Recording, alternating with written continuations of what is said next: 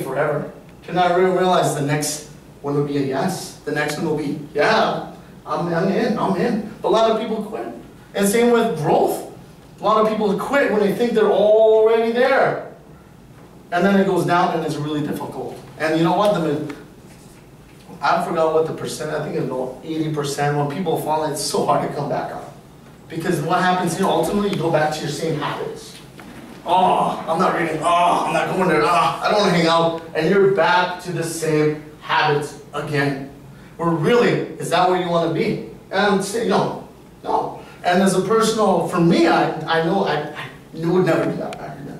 Never. I would never go back again. So for me, it really is important for me to always learn and grow. Would you guys agree? Yes. Exactly. So, even that said, guys, it's all about character. And then I was listening to this audio, guys. Oh, sometimes it's incredible people out there. And I mean, their experiences is insane. I remember there's two climbers. I think you heard it already, but not already. So there's two climbers. They go out climbing. And this guy goes climbing and he just finished learning survival. He's been doing his experience. He's been reading, so he's got it. It's like, if anything ever happens, survival, I'm ready for it. I'm ready for it. So these two climbers go out and they climb in this mountain. So they're climbing, and he's like, you never know when things happen. True? You're driving down a car, you never know what happens. True? You're driving, you don't know what happens. It could be a car, it could be a deer, or whatever. So he's already there. All of a sudden, he's climbing with his partner. They're up in the White Mountain. They're climbing. And all of a sudden, what ends up happening is one of his friends, their hinges, they go inside the mountains, right? It starts coming off. So, and there's only two left. Whoa! Oh.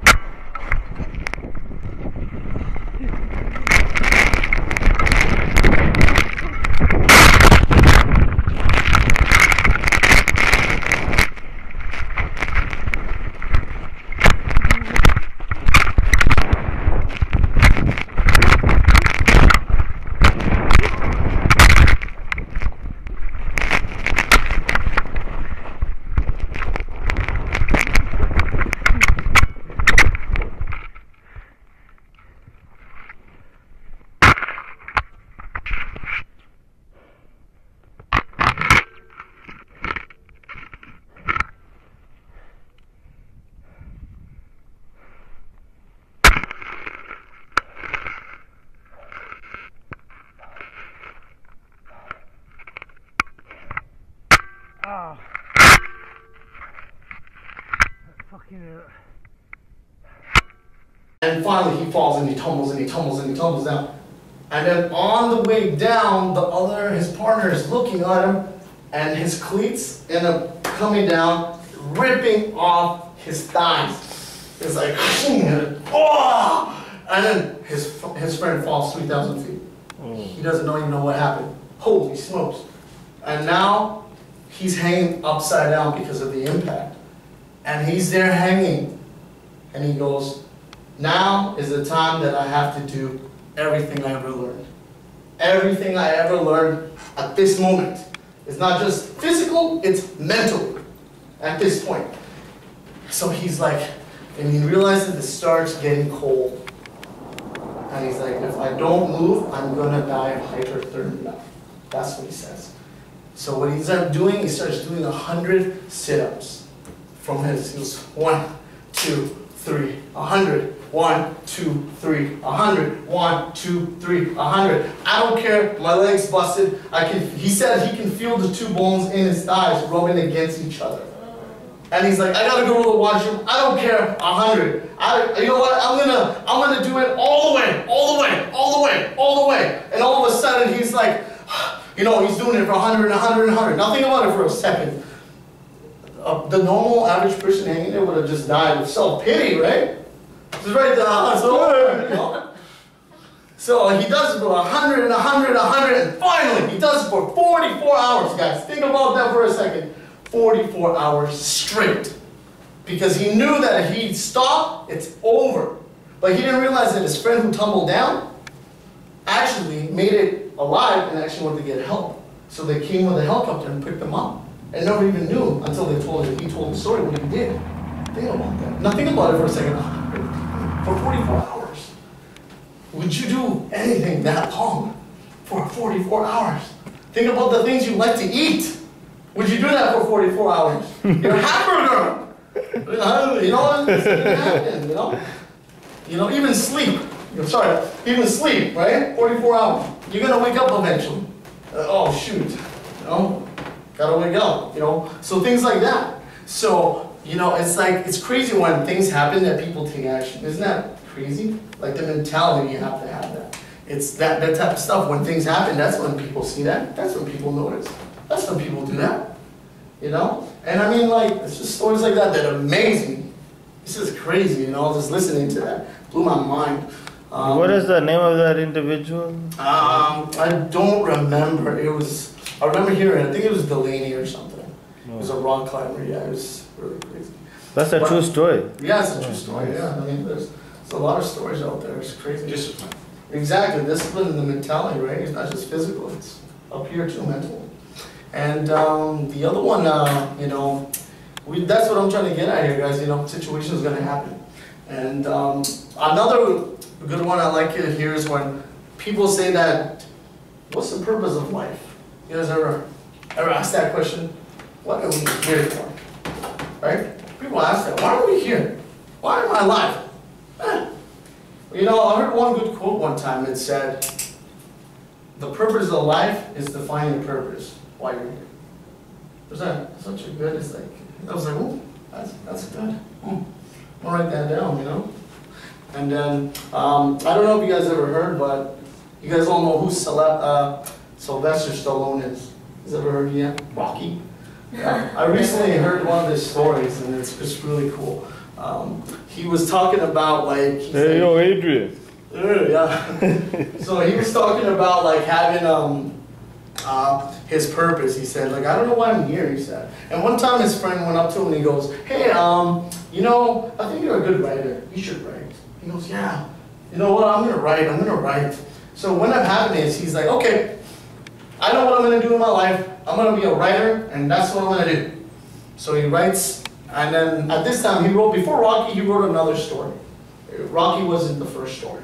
He wrote this other story, and he tried to go to screens. He was like, hey, he goes to the agency, hey, I got my writing. Do you guys wanna buy it? No. You wanna buy it? No. You wanna buy it? No. He went over 1,500 no's, guys. 1,500 no's. Like, why? No, you suck. No, this story. No. And then his friend's like, hey, you know what? I got a job for you, he says. It pays well. You know, you should come here. He's like, no, you know what? If I go there, I'm just going to lose my dream. And my dream, and I'm really passionate about writing. I can't. Because I know myself, if I work, I'm going to be there for the next couple of years. Because you had the talent to become a good fighter. That's what he said to himself. It's like, no, I'm going to stick with what I want, and I'm going to go after and sell the screenwriting. So one time, he was so poor, because he didn't accept work, he was like, okay, I'm going to do it again. So he goes out, and now it's rent time. It's the end of the month. You gotta have money, right? No money. He has no money, guys. Absolutely no money. So what he does with his wife, he goes out and he gets his jewelry, and he sells it. Sells her jewelry. Now that was really important to her. And then he's like, hey honey, I got money.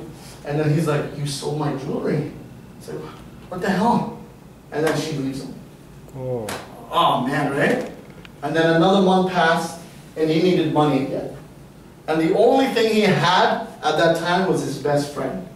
It was his dog, right? His dog. And then he's like, I don't want to sell my dog. This means the world to me. I don't want to sell him. He's everything to me. And then what he does is like, he goes up to the liquor store, and then he's like, I'm going to sell my dog. $50, guys. $50. His only friend that would love him unconditionally at that time. And then finally some guy came out and bought it for 25 bucks. You know, for 25 bucks, is that really worth it? I don't know. But he needed the money. That day he said that was the lowest time of his life. He went there and he sat down on the couch, started crying. He's like, oh man, I don't know if this is... The world ain't all sunshine and rainbows. It's a very rough, mean place.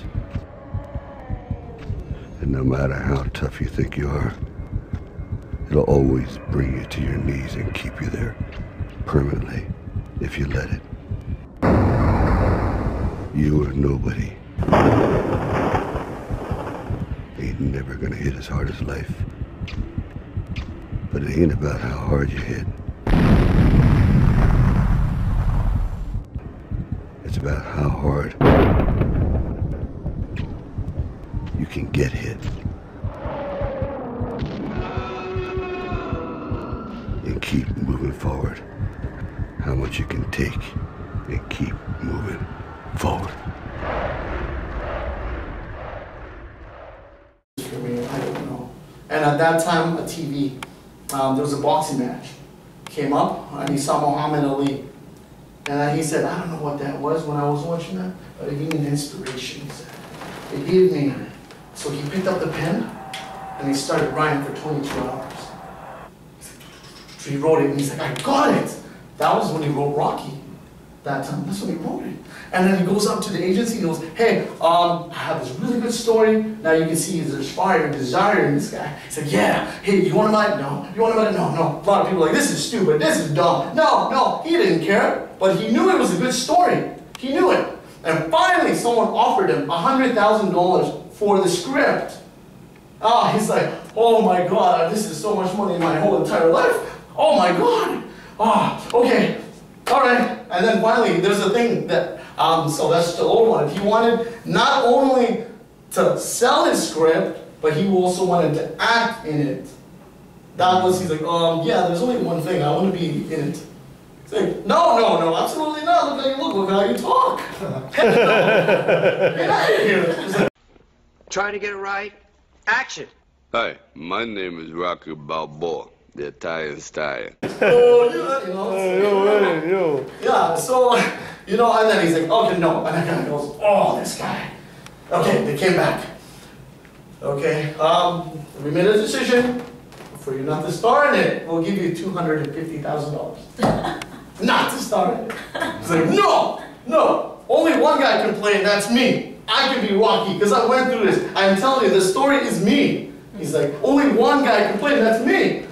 Ah, they're like, okay, well, let's huddle, you know. And then all of a sudden, it came back, $325,000 right now. Because nobody knows them. They don't want to take a chance. Yeah. And then the guy goes, no. I said, no.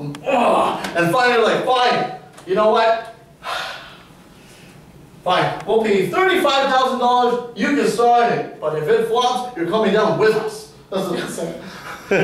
He's like, okay, cool. Yeah, I'll take $35,000. Yeah. So he was amazed. He was all happy. And finally got a check for $35,000. And then he's like, oh, man, we got money now. Oh, he's like, oh, the first thing I'm going to go do is I'm going to go get my dog.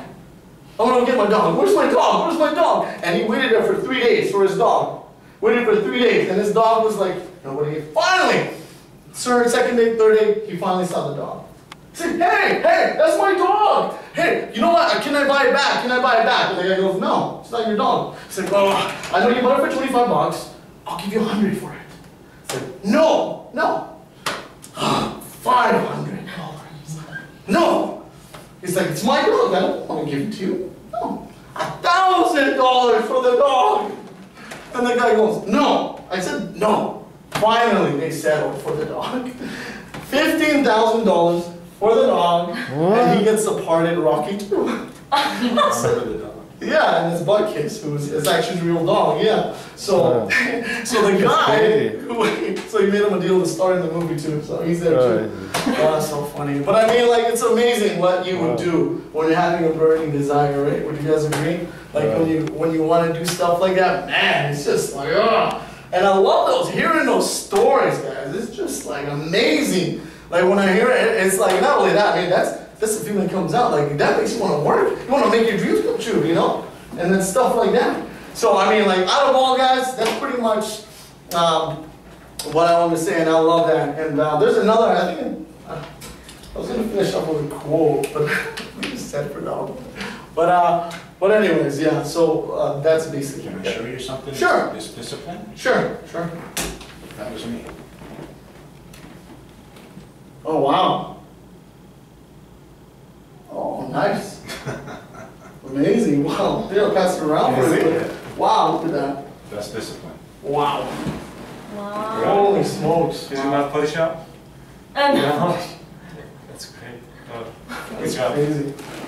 Oh wow, yeah, definitely. Oh wow, congratulations. That's amazing. That's something. So I understand what you're talking about this. Yeah, exactly. There's a lot, like I said, there's a lot of experiences out there. Wow.